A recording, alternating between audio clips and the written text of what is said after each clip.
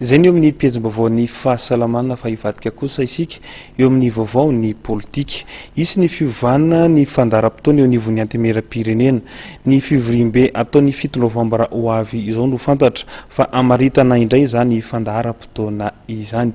Vola Ravoavy sy Tsirakoto Arsan.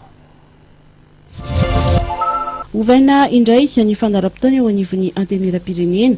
Tsy ny fandaharam-potoana izay nolanina ny 10 oktobra lasa teo indray no ampiasaina ahafahan sy mpanovana ny fivoriana izay totsaina ny talata 7 novambra izao no andanina izay fandaharam-potoana vaovao izay. Rehefa avy eo zao dia tonga dia hivory ny bramary sy antemeram-pirenena hanome ny fandaharam-potoana vaovao indray ka andinihana ny ametrahana ny loi de finance na hoe ny teti-bola-panjakana amin'ny taona 2024 ao aminatin'ny fandaharam-potoana.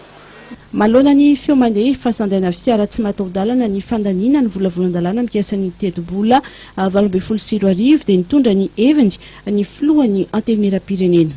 Ilain'ny solombavam-bahoaka io hatran'izay mba entiny mandeha manao ny fitsidihana any amin'ny toerana izay misy azy tsirairay.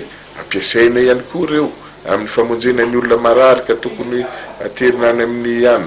Ampiasaina ireo noho ny antony maro samihafa manenjika dahalo sy ny sisa fa tsy dia hoe haitraitra ho an'ny solombavam-bahoaka. Ka izay zany mba tiako anaovan'ny fanitsiana tsy misy takalony ny fanaovan'ny solombavam-bahoaka ny asany ka sahala amin'izay ihany koa ny entinay handinika zany teti-bola-panjakana amin'ny taona 2024 zany. Ny maraina teo dia noraisy ny filohan'ny antemeram-pirenena Rakoto Mamonjy Jean-Max ny masevoan'ny Turquie miasa sy monina eto amintsika Andriamatoa Volcan Turk Vural ity diplomaty ity izay andao tsy ho ela ny Madagasikara rehefa avy namitahiraka nandritry ny 3 taona teto amintsika. Nambarany nandritry ny fitsidiana teto amin'ny lapan'ny Tsimbazaza fa manana toerana lehibe amin'ny fampianarana ny demokrasia ny parlement ny fanapa-kevitra goavana rehetra hoy izy dia tokony andalo azo ny fanekeny ny parlement.